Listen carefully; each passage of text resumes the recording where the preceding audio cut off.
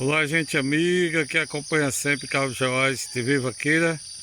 A gente TV Vaqueira está aqui ó, pelo belo amanhecer do açude velho de Salgueiro. Olha que bonito para essas imagens aí para todos vocês que acompanham o nosso trabalho Carlos Joás TV Vaqueira no YouTube. Lindo, lindo o nosso sertão de Pernambuco. Olha o pássaro passando ali, ó. Estão começando a voar, chegando aqui as aves, né, para começar a pesca, né? Então é isso, a gente está aqui pelo açude velho, que é o maior açude aqui da área urbana de Salgueiro. Vocês estão vendo que está muito bonito, por sinal. Esse açude ele fica bem aqui na parte central da cidade de Salgueiro.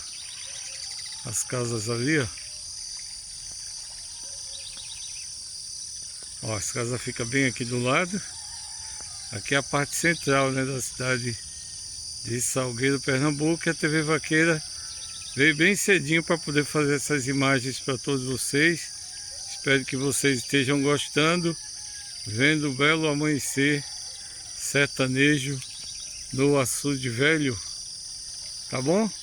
Aquele abraço, gente. Bom dia. Desejo a todos, se vocês estiverem gostando, deixa seu like, deixa seu comentário aí nessa linda postagem, nesse belo amanhecer, um amanhecer de natureza, né?